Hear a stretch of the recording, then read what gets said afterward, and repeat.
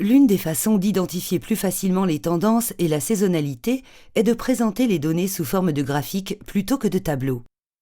Pour ce faire, cliquez sur l'onglet « Graphiques ». Le premier graphique qui apparaît après avoir cliqué sur l'onglet est le graphique en courbe de valeur importée, par pays et sur une base mensuelle. Il s'agit exactement des mêmes informations que celles qui ont été présentées dans le tableau. Vous avez également la possibilité de passer à un graphique à barres en faisant défiler le menu du graphique. Mais ce dernier n'étant probablement pas le graphique le plus facile à interpréter, nous allons d'abord nous concentrer sur le graphique en courbe. Pour faciliter le repérage des tendances et de la saisonnalité, il est préférable de sélectionner « Série temporelle trimestrielle » et d'inclure une période plus longue dans le graphique. Pour ce faire, il suffit de sélectionner la période initiale et la période finale à inclure dans le graphique, en les sélectionnant dans le menu déroulant. Souvenez-vous de toujours cliquer sur le bouton « Actualiser » pour rafraîchir le graphique. Dans notre exemple, nous avons inclus la période commençant au premier trimestre 2004 et se terminant au dernier trimestre 2019. Vous pouvez maintenant apprécier les fluctuations entre toutes ces périodes et voir que la plupart des pays se sont comportés de manière similaire jusqu'en 2012. Après cette date, nous pouvons voir que le Vietnam en rouge et l'Inde en bleu clair ont commencé à avoir une plus grande part de marché en tant que compétiteurs importants, en augmentant ou en stabilisant leur valeur d'importation, alors que celle du Brésil a diminué depuis cette année-là. Plus récemment, l'Ouganda, en gris, a accru sa participation sur ce marché. Une fois que vous avez préparé le tableau dont vous avez besoin, vous pouvez le sauvegarder ou l'imprimer afin de pouvoir l'utiliser dans un rapport. Il faut savoir que toutes les données produites par l'ITC sont accessibles au public. Vous pouvez donc les utiliser à toute fin analytique, y compris pour la recherche et la publication, à condition bien sûr de mentionner l'ITC comme source avec une référence aux outils d'analyse de marché. Vous pouvez également utiliser l'onglet Graphiques pour présenter d'autres types de données et effectuer différentes analyses. Par exemple, si vous souhaitez identifier d'autres fournisseurs de café pour l'Italie, vous pouvez le faire en allant dans le menu Produits et en faisant défiler vers le haut pour sélectionner à nouveau le code 090111 café non torréfié, non décaféiné, puis en modifiant à nouveau le type de données, passant de série temporelle trimestrielle à indicateur. Cela va remplacer le graphique en courbe des importations par pays par un autre graphique qui représente les perspectives pour une diversification des pays fournisseurs pour le produit sélectionné importé par l'Italie en 2019. C'est un graphique en bulles et il est largement utilisé en raison de sa capacité à présenter un grand volume d'informations dans un seul graphique. Pour mieux analyser et identifier les autres fournisseurs potentiels de café pour l'Italie, nous allons observer le graphique en bulles du point de vue de l'exportateur mondial. Pour cela, nous devons sélectionner « Monde » dans le champ du pays, choisir « Exportation »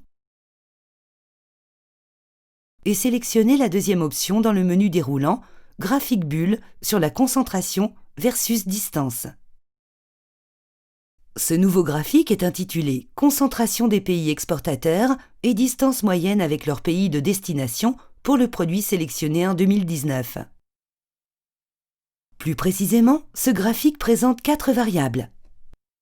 L'axe vertical présente la distance moyenne des pays de destination en kilomètres, c'est-à-dire la distance à laquelle le pays exportateur envoie son produit par rapport aux autres exportateurs.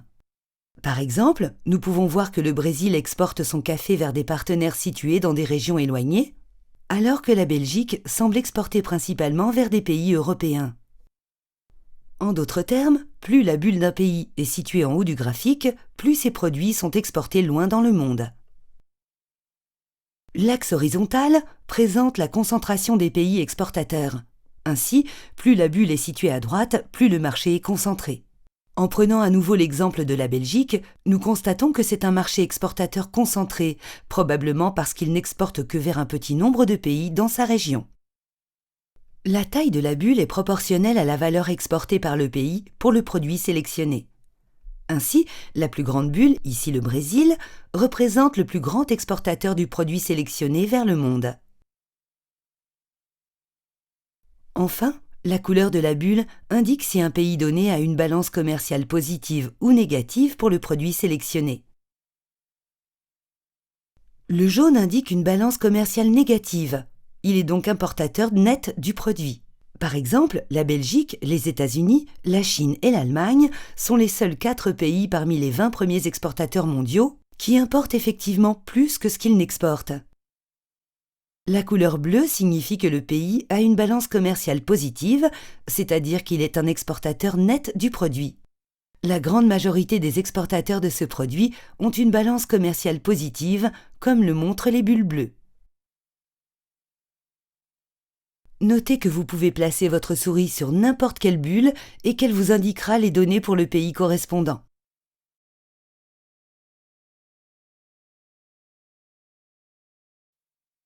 Par exemple, nous pouvons voir que la bulle pour le Honduras a une taille relativement bonne, ce qui indique une participation importante au commerce mondial pour ce produit. Il a une distance moyenne de 7 748 km, comme on peut le voir de par sa position vers le haut du graphique. Le Honduras a une concentration de 0,14, parmi les plus faibles si l'on compare sa position du côté gauche du graphique par rapport aux autres exportateurs. Enfin, nous voyons que la valeur des exportations du Honduras est de 1 milliard de dollars américains. Le fait que le pays exporte vers des partenaires diversifiés éloignés de sa région pourrait suggérer qu'il s'agit d'un fournisseur potentiel pour l'Italie.